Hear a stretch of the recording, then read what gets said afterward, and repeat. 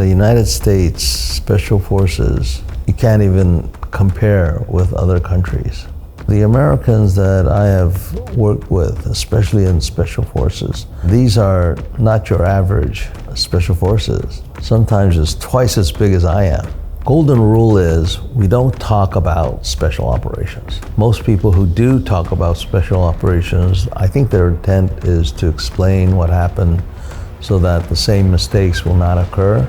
My name is In-Bum Chun. I'm a retired Korean 3-star. I served in the Korean military for 38 years. I was given the honor of commanding the Korean Special Forces. I was deployed to Iraq, stayed there for 7 months. I was in charge of the first free and fair elections in Iraq in 58 years. I've been retired about 8 years now. I continue my efforts to improve and maintain the relations between the United States and Korea, especially on the military side. I also support Korean animal welfare and rights.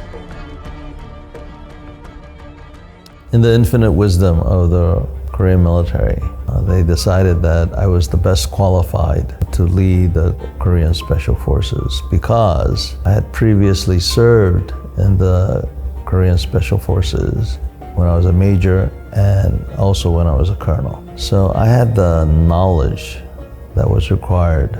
But to me personally, I felt I lacked the hands-on experience. I always felt that in order to be able to call yourself a real Special Forces in the Korean military, you need to have been an A-team commander.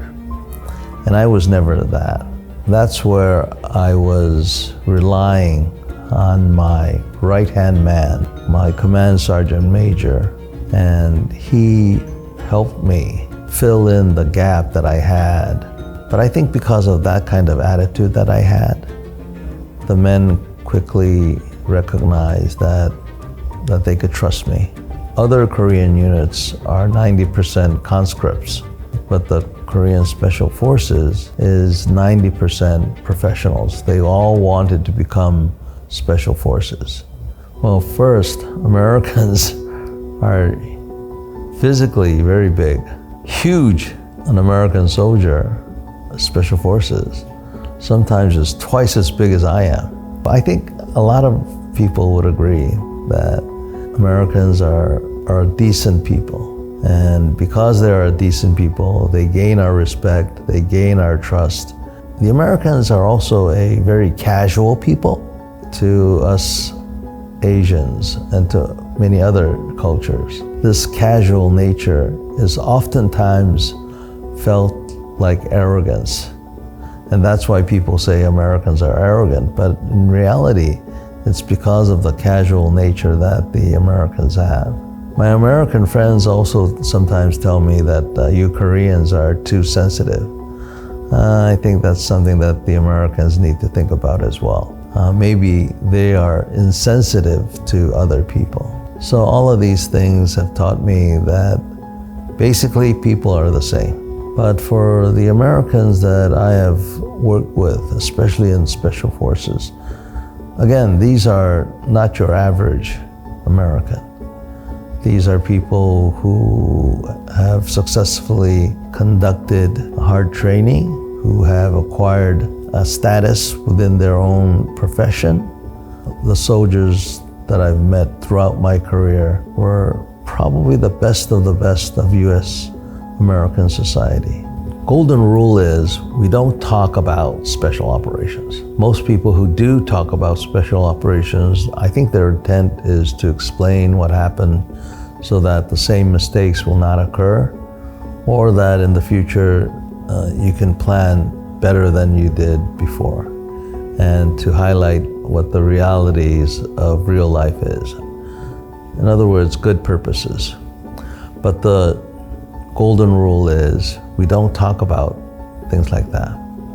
If you were to ask me who's the best, I'd say they're all unique and they all contribute to the success of completing the mission. Now, the first mission is not to go to war.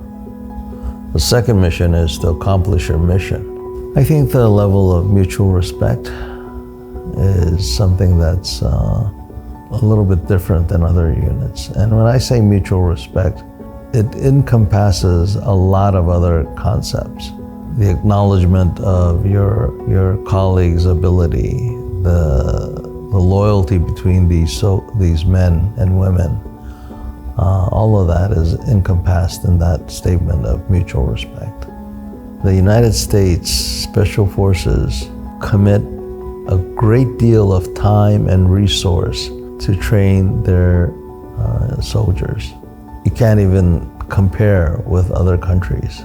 I believe we have the people that are smart enough. We just don't have the resources, the money to train like the United States and maintain that kind of quality like the United States because of the amount of money that we have to train our soldiers. Especially the medical portion is something that I would really focus on, as well as communication, language. Those kind of areas would be areas that I would focus on. So actually the Korean Special Forces is quite similar to the United States, that in a wartime situation, Joint Special Forces Command becomes a combined Joint Special Forces Command. And what that means is, not only does the Korean Special Forces Commander have the Korean SEALs and other special forces in the Air Force and the Navy under his control, he also has allied assets that he can command and control to accomplish the mission. Now in peacetime, the command relationship is not as strong, but the jointness exists. So in the Korean military, in order to accomplish a mission, the Korean Special Forces headquarters can pull in aviation, Air Force, Army, Navy assets to include each service's special forces to accomplish that mission. It's not as if, the Air Force will conduct its own mission and the Navy SEALs will conduct their own mission. It actually will come together to accomplish one mission, whatever that mission will be. And during your career, did you have any opportunities to interact with other special forces from around the world other than the U.S.? Oh yes, a lot of opportunities. Southeast Asia, Australia, Europe, many countries, even the Middle East. I guess in the Special Forces world, there's a basic common value where there's great pride in what they're doing and the commitment to maintaining the qualifications that is needed of a Special Forces person.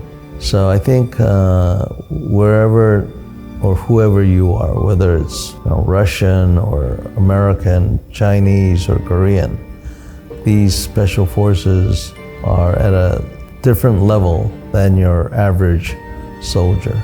I would say the difference might be in the ability to integrate and to fight as a whole. Who would be able to do that? How they would be able to communicate, understand the intent of the commander. All of these things come into play, and although the individual soldiers might be comparable, when it becomes integrated, that's where the difference occurs. Integration is the ability to build a team and to conduct operations. The courage or motivation that we see in North Korean soldiers is quite impressive, but they lack the ability to integrate other kinds of elements like air power, satellite communications, things like that. Western armies, especially the United States, can pull in all of these technologies. Countries like North Korea have the ability to conduct one-way missions. In the integration part especially, Western armies, especially the United States, has the ability to put together all of these capabilities, which multiplies its capability to fight and accomplish the mission. You know, the South Korean Special Forces have some really great people. My only wish is that I could have provided them with everything that they needed. More equipment, more pay, more training. It's not as if the soldier himself, that he needed something, because he was pretty good.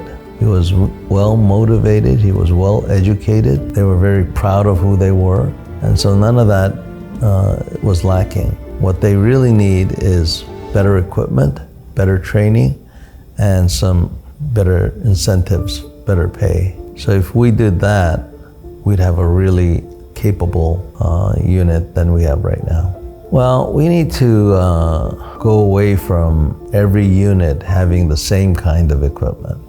I've always advocated that the South Korean military special forces needs to be flexible, that they need to have a variety of weapons instead of every team looking the same, having the same kind of rifle, same kind of machine gun, same kind of pistol. No, they should have a variety of weapons that they can choose for every individual mission, or even an individual. They might say, I would rather have a larger caliber pistol than a smaller caliber. Who's to say who's right? So I think by providing that kind of flexibility would be very important. And that's what I would have wanted to provide my men.